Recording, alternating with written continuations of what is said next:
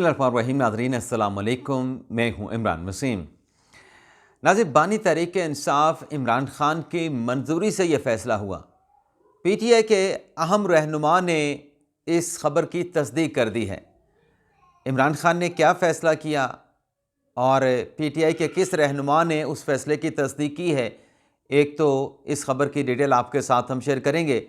और फिर double agent की बात हो रही है कि इमरान खान को डबल एजेंट के ज़रिए धोखा दिया गया और वो डबल एजेंट पाकिस्तान तहरीक इंसाफ का रहनुमा है, सीनियर रहनुमा है, मारूफ रहनुमा है।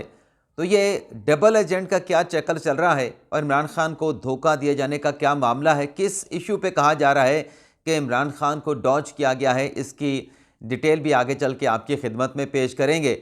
और कुछ दीगर ख़बरें भी हैं, उनकी डिटेल भी आपकी खिदमत में पेश करने जा रहे हैं। लेकिन प्रोग्राम का आगाज़ करने से पहले आप देखने वालों से, भाइयों से, बहनों से, बुज़ुर्गों से ये दरख्वास्त करेंगे कि जिन्होंने अभी तक हमारे चैनल को सब्सक्राइब नहीं किया, बल्कि अपने चैनल को सब्सक्राइब नहीं किया, वो चैनल को सब्सक्राइब कर लें, बेल आइकॉन का बटन प्रेस करें।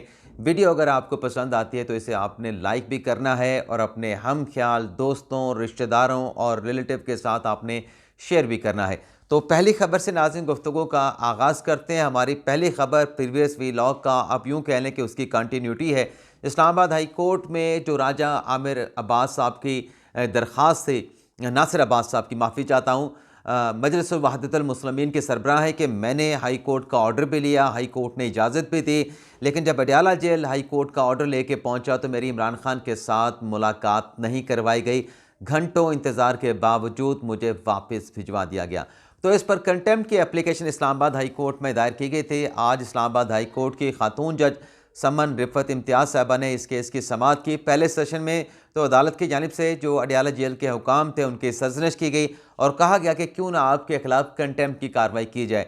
तो इस मामले को सॉर्ट आउट करने के लिए कहा गया। वक्फे के बाद जब दोबारा अदालती कार्रवाई का आगाज़ हुआ तो खातून जज की जानिब से हुक्म दिया गया अडयाला जेल के हुकाम को कि आइंदा समाअत पर जो आपने नासिर अब्बास साहब की मुलाकात नहीं कराई, इस हवाले से आपने कोर्ट ऑर्डर मौजूद था, आप अपना तहरीरी जवाब दे दें कि आपने हुक्म अदूली क्यों की है, अदालत के हुक्म पर अमल दरामद क्यों नहीं किया।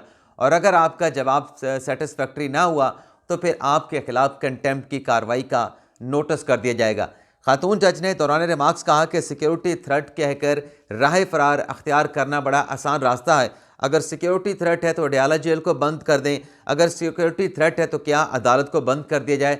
तो इसके बाद जो मुकदमे की समाअत है वो अदालत की जानिब से आइंदा हफ्ते तक जो है वो मुलतवी कर दी गई है। इसके अलावा नाज़रीन अली अमीन गंडापुर साहब ने आज मीडिया के साथ इंटरेक्ट किया है और इस मामले पे किया गया है कि जो NH 44 है, डेरा इस्माइल खान की जो सीट है, जहाँ पर MNA के तौर पर अली अमीन गंडा साहब खुद मुंतखब हुए थे, अब चूँकि वो खैबर पख्तूनख्वा के वज़ीर आला बन गए हैं तो कौमी असम्बली की सीट उन्होंने छोड़ी है। लेकिन बात ये हो रही है, तनकीद इस बात पे हो रही है कि इस सीट के ऊपर अली अमीन गंडापुर साहब ने NA 44 से पार्टी के किसी वर्कर को, किसी और उम्मीदवार या सीनियर रहनुमा को टिकट देने के बजाय अपने घर में टिकट रख लिया है, अपने भाई फैसल अमीन को टिकट दे दिया है।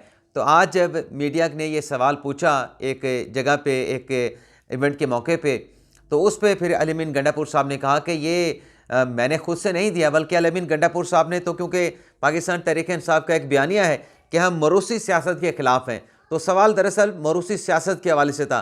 तो अली अमीन गंडापुर साहब ने कहा कि ये कोई मरूसी सियासत नहीं, अगर कोई और अहल नहीं है और पार्टी के एक रहनुमा का भाई अगर अहल है, उसको टिकट अगर मिल गया है तो इसको मरूसी सियासत नहीं कह सकते। और फिर भाई को टिकट क्यों दिया, इसका जवाब अली अमीन गंडापुर साहब ने यह पेश किया कि इमरान खान साहब की मर्ज़ी से यह टिकट दिया गया है, इमरान खान की मंजूरी से उनके छोटे भाई फैसल अमीन को टिकट दिया गया है। अली अमीन गंडापुर साहब ने कहा कि जब मेरी खान साहब के साथ मुलाकात हुई तो मेरे बारे में मेरे से खान साहब ने सवाल पूछा कि अपने भाई को फैसल अमीन को खैबर पख्तूनख्वा में कहाँ एडजस्ट करोगे।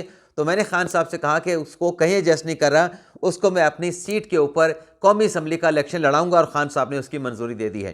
तो ये हाल है नाज़रीन, DI खान में कोई और रहनुमा नहीं था, दोनों टिकट जो है वो घर पे रखे हैं, दोनों सीटें KP असम्बली की और नेशनल असम्बली की वो अली अमीन गंडापुर साहब के घर पे रह गई हैं। अब इस पे अगर कोई और सियासी जमात इस किस्म का कदम उठाती है तो पाकिस्तान तहरीक इंसाफ टारगेट करती है कि देखें ये आपने किसको दे दिया, ये तो मरूसी सियासत है।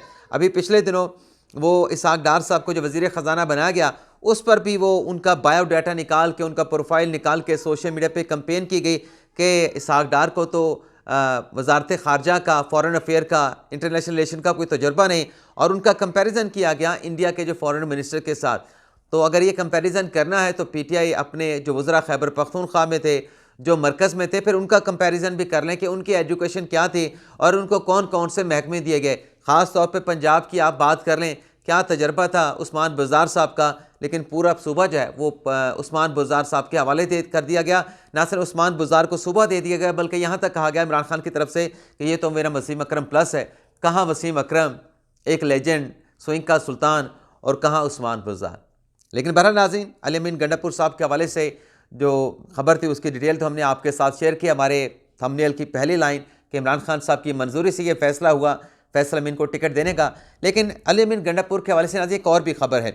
PK 113 जहाँ से वो मेंबर KP असम्बली मुंतखब हुए हैं, वहाँ पर अब अली अमीन गंडापुर को एक नहीं 2 मुकदमात का सामना है। एक तो जो नाहिली का केस उनके खिलाफ दायर हुआ, जिस पर इलेक्शन कमीशन ने उनको 26 मार्च को बुला रखा है। लेकिन PK 113 में एक और पटिशन भी उनके खिलाफ दायर हुई है, जो कि इलेक्शन पटिशन है, इंतखाबी उज़रदारी है। पहली तो डिस्क्वालिफिकेशन की है, लेकिन ये प्योरली इलेक्शन मैटर है। तो ये दरख्वास्त भी इलेक्शन कमीशन में दायर हुई PK 113 की। इस पर भी अली अमीन गंडापुर साहब को नाज़रीन 27 मार्च का नोटिस जारी कर दिया गया है। तो 2 केसेस हैं, एक सीट है PK 113 की। तो देखते हैं इसका क्या बनता है। इसके अलावा नाज़रीन सेनेट के इलेक्शन के हवाले से नॉमिनेशन पेपर जो है वो मुस्मिक नवाज़ ने भी तलब कर लिए हैं, पाकिस्तान तहरीक इंसाफ ने देने शुरू कर दिए हैं, पाकिस्तान पीपल्स पार्टी ने अपने कैंडिडेट्स का ऐलान कर दिया है। तो मुस्मिक नवाज़ जो है वो परवेज़ रशीद साहब को टिकट देने जा रही है, और इसके अलावा तलाल चौधरी को टिकट दिया जाएगा। नासिर भट्ट जो कि मुश्किल वक्त में बरतानिया में नवाज शरीफ के साथी थे, और ख़ास तौर पर अरशद मलिक का जो एक वो स्कैंडल मंजर आम पे लेके आए, तो नासिर भट्ट को भी सेनेट में लाने का इम्कान है। इसके अलावा नून लेके डॉक्टर सईद इलाही ने टिकट अपने कागजात हासिल कर लिए हैं। नजीब अवैसी और तारिक जवेद को भी जो है वो सेनेट की तरफ, नून लीग की तरफ से सेनेट का इलेक्शन लड़वाने का इम्कान है, इनका इम्कान है। बाकी जो मैंने 4 नाम बताए हैं उनको टिकट हो चुका है। इसके अलावा नाज़रीन अगर हम तहरीक इंसाफ की बात करें तो वलीद इकबाल साहब को कह दिया गया है कि वो लाहौर पंजाब से इलेक्शन लड़ेंगे। वसीम शहजाद साहब को कह दिया गया है, डॉक्टर वसीम को हामिद खान साहब को टिकट देने की बात की जा रही है। हामिद खान साहब ने एक और मसूद नामी एक रहनुमा है, उसका नाम भी पेश किया है। लेकिन नाज़रीन ये जो सेनेट का इलेक्शन होने जा रहा है, इस पर मज़ीद बात करने से पहले ये जो twitterx.com है, इस पर नाज़रीन आज लाहौर हाई कोर्ट में बड़ी अहम समाअत हुई है, और लाहौर हाई कोर्ट के जस्टिस शाहिद बिलाल साहब ने जो शाकिर महमूद दरख्वास्त गुजार हैं उनकी तरफ से कहा गया कि आप वफाकी हुकूमत को नोटिस करें और बंदिश खुलवाएँ इसकी। लेकिन जज साहब ने कहा कि पहले वफाकी हुकूमत का वकील आ जाए, उसका जवाब सुन लें, फिर इस मामले के ऊपर फर्दर कार्रवाई को आगे बढ़ाया जाएगा।